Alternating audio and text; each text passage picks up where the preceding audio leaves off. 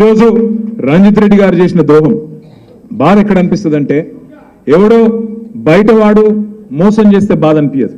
నీతోనే నీడలాగా తిరిగి, నీతోనే 24 గంటలు ఉండి, నీ పక్కనే కూర్చొని, నీతోనే అన్ని మాటలు చెప్పి, అన్ని మంచి మాటలు చెప్పి, కష్టకాలంలో ఉంటామని చెప్పి మాటిచ్చి అక్కడ కేసీఆర్ గారి కూతురు అరెస్ట్ అవుతుంటే ఇక్కడ నవ్వుకుంటూ తుమ్ముకుంటూ ఇద్దరు పోయి కండువా కప్పుకునే దృశ్యం ఏదైతే ఉన్నదో తప్పకుండా దానికి బదిలా తీసుకోవాల్సిన బాధ్యత మన మీద ఉన్నది అనే మాట నేను మీకు విజ్ఞప్తి చేస్తా ఉన్నా.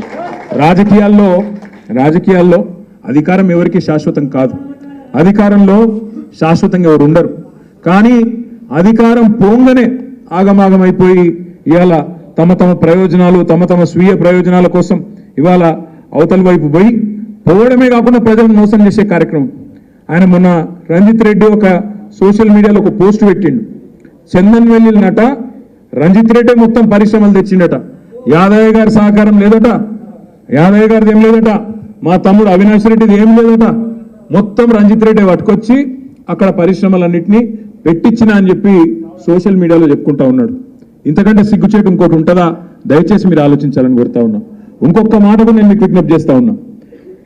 ఆనంద్ చెప్పిన మాట ఏదైతే ఉందో, మళ్ళీ రేపు వచ్చి ఇదే పట్నం మహేందర్ రెడ్డి, ఇదే రంజిత్ రెడ్డి వచ్చి కేసీఆర్ గారి కాళ్ళు పట్టుకున్న మళ్ళా పార్టీలోకి రానియము అనే మాట కూడా నేను ఈ సందర్భంగా మీకు విజ్ఞప్తి చేస్తా ఉన్నా. వాళ్ళకు తప్పకుండా బుద్ధి చెప్పవలసిన బాధ్యత మన మీద ఉన్నది. వచ్చి కేసీఆర్ కాళ్ళు పట్టుకున్న మళ్ళీ అధికారంలోకి వచ్చినాక వాళ్ళని మాత్రం మళ్ళీ రానిచ్చే ప్రసక్తే లేదనే మాట కూడా నేను మీకు విజ్ఞప్తి చేస్తా ఉన్నా. ఇంకొక మాట కూడా నేను మీకు హామీ ఇస్తా ఉన్నా. ఇవాళ మా అన్న జ్ఞానేశ్వరన్న ఇవాళ పార్టీ కష్టకాలం ఉన్నప్పుడు ముందుకొచ్చి, అన్నా నేనున్నా, మీరు అవకాశం ఇస్తే నేను నిలబెడతాను ముందుకొచ్చిన ఒక ధీరోదత్తమైన నాయకుడు ఇవాళ మన జ్ఞానేశ్వరన్న. గతంలో మీ అందరికి కూడా తెలుసు, బలహీన వర్గాల ముద్దుబిడ్డ, బడుగు బలహీన వర్గాల ఆశాజ్యోతి అని చాలా మంది గురించి మనం స్పీచ్లు ఇస్తుంటాం. కానీ నిజంగా బడుగుల కోసం, నిజంగా బలహీన వర్గాల కోసం తన పూర్తి జీవితాన్ని త్యాగం చేసిన నాయకుడు, కష్టపడ్డ నాయకుడు కాసాని జ్ఞానేశ్వర్ గారు అనే మాట నేను మీ అందరికీ కూడా గుర్తు చేస్తా ఉన్నాను. ఎందుకంటే ఒక రంగారెడ్డి జిల్లా కాదు, రాష్ట్రం మొత్తం సుపరిచితుడు ఆయన. నేను ఒకసారి ఒక 15 ఏళ్ల కిందట నిర్మల్ పోయింటి, ఆనాడు ఆదిలాబాద్ జిల్లాలో నిర్మల్ నియోజకవర్గంలో. ఆ నిర్మల్ నియోజకవర్గంలో ఒక ఊళ్ళో ఒక జాయినింగ్కి పోయిన 2008-9 ఆ ప్రాంతంలో పోయితే అక్కడ ఆనాడు ముదిరాజ్ మహాసభ యొక్క జెండా దిమ్మే, అక్కడ ఒక పూర్తి స్థాయి ఒక మొత్తం కమిటీ ఉండే. వాళ్ళందరూ వచ్చి కలిసి నాకు, అన్న బీసీ డీలకి ఏలకు మార్చాలి ముదిరాజులని, మీరందరూ కూడా పోరాటం చేయాలంటే ఎవరు ఏలకెళ్ళి డీకెళ్ళియా డీలకెళ్ళి అయితే వచ్చి అడిగిర్రు, చెప్తా అదే చెప్తాను. వచ్చి అడిగితే నేను అడిగితే ఎవరు ఆర్గనైజ్ చేశారు తమ్మి అంటే వాళ్ళందరూ చెప్పిండ్రు, అన్న మా నాయకుడు కాసాని జ్ఞానేశ్వర్ గారు రాష్ట్రంలో ఇవాళ బలహీన వర్గాలకు, అందులో ముఖ్యంగా ముదిరాజ్ సోదరులకు చాలా సేవ చేసిన నాయకుడు. ఇప్పుడు అన్న యాద్ చేస్తున్నాడు, అక్క గుర్తు చెప్తే అక్క అడిగితే చెప్తా ఉన్నాడు. అది కూడా చేపించిన అన్న, బీసీ డీలకెళ్ళి ఏలకు చేపించిన ఆనాడే పోరాటం ఫలించింది. కానీ దురదృష్టవశాత్తు హైకోర్టు ఆనాడు కొంత సుప్రీంకోర్టులో అయిపోయింది, అది కూడా సుప్రీంకోర్టులో ఒక చిన్న చిక్కు వచ్చి ఆగింది. కానీ అది కూడా అయిపోయింది, తప్పకుండా మా పోరాటం ఫలిస్తుంది అనే మాట కూడా వారు చెప్తా ఉన్నారు. వారికి హృదయపూర్వకంగా మనం సపోర్ట్ కొట్టి అభినందనలు చెప్పాలని చెప్పుకుని నేను కోరుతా ఉన్నాను. ఈరోజు ఆయన కష్టకాలంలో మన కోసం వచ్చిండు. మనం కష్టంలో, పార్టీ కష్టంలో ఉంటే పెద్ద పెద్ద నాయకులు కేశవరావు గారు, కడియం శ్రీహరి గారు ఇవాళ జారుకుంటున్న సమయంలో ఇవాళ ధీరోదాత్తంగా నిలబడి నేనున్నా అంటూ ముందుకొచ్చిన నాయకుడిని కడుపులో పెట్టుకొని చూసుకోవాల్సిన బాధ్యత ఆయన కోసం మనమే నిలబడ్డం, నేనే క్యాండిడేట్ అన్నంత గట్టిగా కొట్లాడవలసిన బాధ్యత మన మీద ఉన్నది. నిలబడ్డది చేవెళ్లలో కాసాని జ్ఞానేశ్వర్ గారు కాదు, నిలబడ్డది కేసీఆర్, ఇవాళ అక్కడ నిలబడ్డది కేసీఆర్ అనుకొని కొట్లాడదాం. అక్కడ నిలబడ్డది మన నాయకుడు, అక్కడనే ఉన్నాడు, ఆయన కోసం ఓటేస్తున్నామనే ఒక కమిట్మెంట్ తోని, కసితో పనిచేద్దాం తప్ప ఇవాళ రకరకాల ఆలోచనలు చేయవలసిన అవసరం లేదు. ఇంకొక మాట కూడా నేను మీకు విజ్ఞప్తి చేస్తా ఉన్నా. నాయకులు పోయే వాళ్ళకి చాలా మాట్లాడతారు. ఇప్పుడు మీకు తెలుసు, పోయేటప్పుడు 2 రాళ్ళు వేసి 10 ఏళ్ళు అన్ని అనుభవించి పోయేటప్పుడు మాత్రం 2 రాళ్ళు వేసి పోతారు. చాలా విచిత్రం అనిపిస్తుంది కొంతమంది మాటలు వింటా ఉంటే. కానీ ఇక నేను వాళ్ళు పెద్దవాళ్ళు, వాళ్ళని నేను ఎక్కువ ఏమి అనను. వాళ్ళ విజ్ఞతగా వదిలేద్దాం, కాలం అన్నిటికీ సమాధానం చెప్తుంది.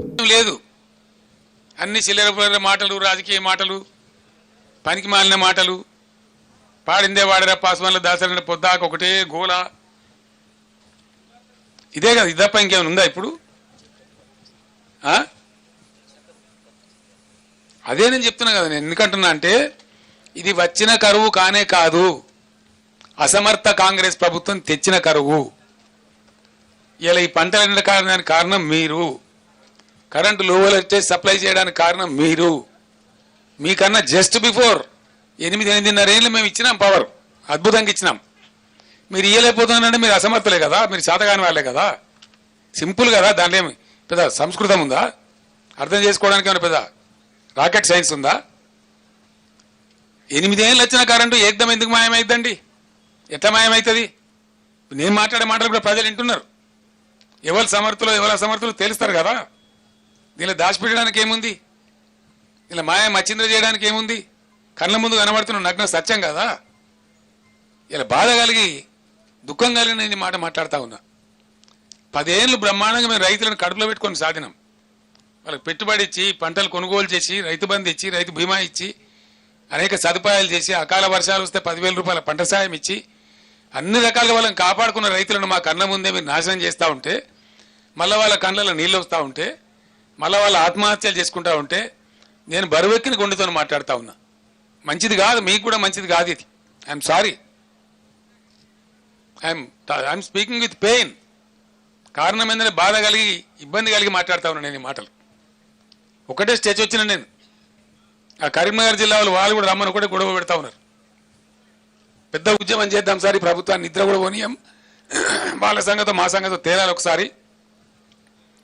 వీళ్ళు అడుగుపెట్టుడే ఈ అడుగు నాశనం చేస్తున్నారంటే మమ్మల్ని ఏముస్తారు, ఇంకా రేపు ఏముంటుందని చెప్పి భయాందోళనతో ఉన్నది రైతాంగం. ఇవ్వాలి వాళ్ళకు ఒక భరోసా ఇవ్వాలని, వాళ్ళ పక్షాన నిల్చోవాలని మేము తీవ్రంగా నిర్ణయం తీసుకున్నాం.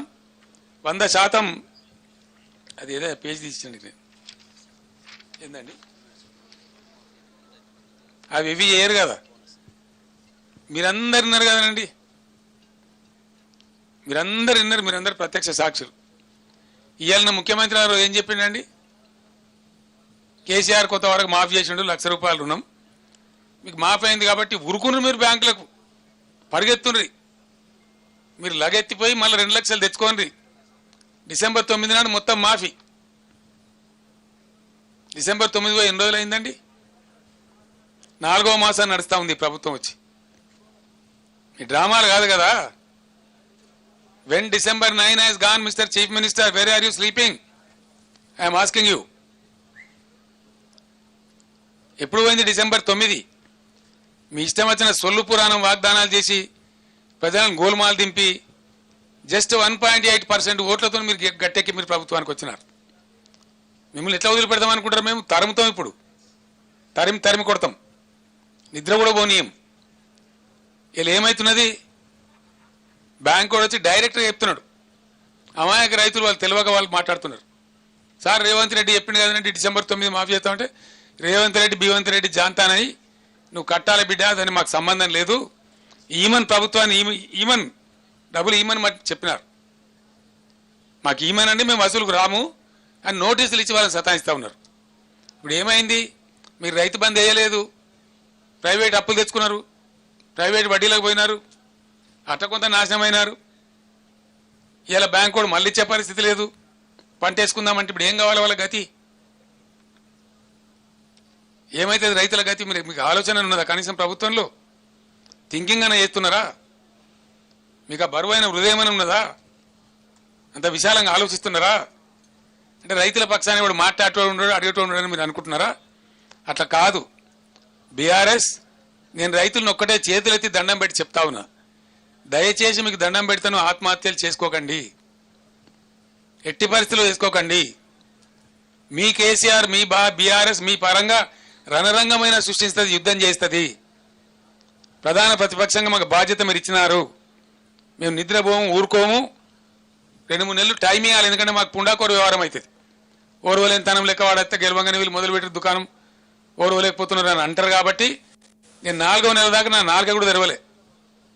1-2 మీటింగ్లు పెట్టినాం కేఆర్ఎంకి ఇచ్చినప్పుడు, అంత తప్ప నేను మాట్లాడలే, ఎక్కడ కూడా మాట్లాడలే. మీ ఇష్టం వచ్చినట్టు దురుసుగా, నోటుగా, చరిత్రలో ఏ ముఖ్యమంత్రి మాట్లాడినంత మొరటుగా, ఈనాతీనంగా మాట్లాడినా, నిందించినా నేను 4వ నెల దాకా ఓపిక పట్టిన తప్ప నా నోరు తెరవలే.